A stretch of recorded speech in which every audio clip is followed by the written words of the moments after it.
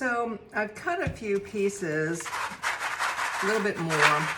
And if you start finding that you can't find the right piece to suit your need, or you keep nipping and you still can't create the right shape, whatever, you can always nip some more.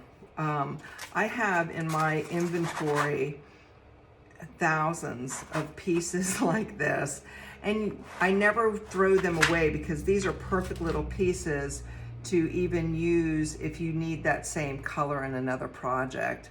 You never know when you're going to use it. At some point when it's down to dust, you may not want to save it. But I do feel compelled as an artist to not throw glass away if I don't have to.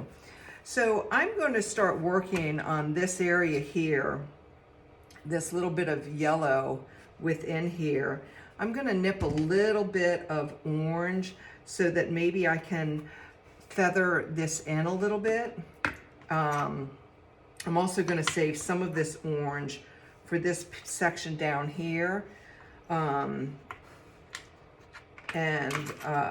I think that will be a really nice color. I know this has a lot of reds in it, but again, this is our world. We can really do with it what we want. Let me do a little bit of orange here, and then we can start laying these down and with some glue, and I'll show you how to like feather the colors in. The one good thing about mosaics is it can be very expressive. I mean, people go from being hyper realistic to being very abstract. And it's what suits your eye and what makes you feel comfortable and what makes you happy. And when you look at your work and it makes you happy, well, then you're doing something right. There's just, I don't even know that there's any wrong way. There's some ways that end up prettier than others, you know. I tend to go for the mid-range. I am not really into hyper-realistic, but yet I base my work on realism, such as shadows and proportions and stuff like that. So, all right, so I've got some orange here. We're gonna just put it down here with the yellows. Get some glue out, and let's get this puppy started.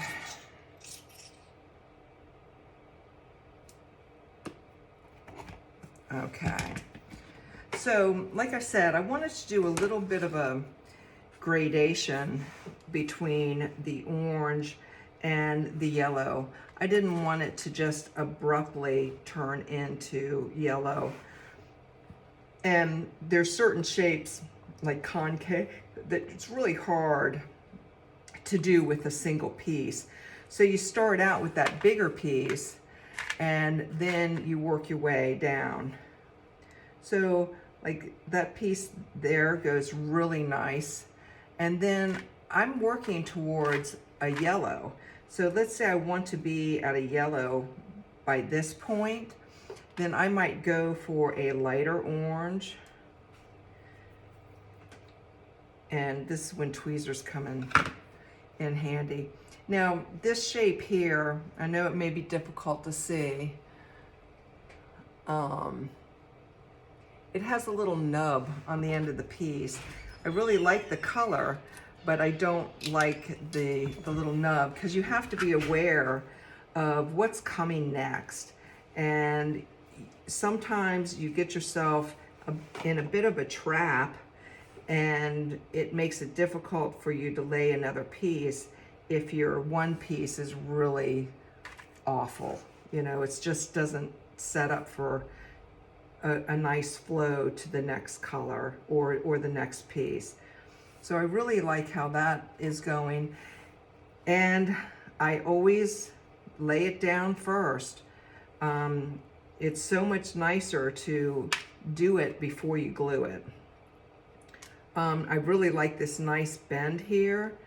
So we can try to capture that with our glass and the natural bends that have been created by this cut of the piece. And if you end up with little pieces like this, that's okay to do that. I hope you can see this okay. I just might start over and zoom in a little bit for you.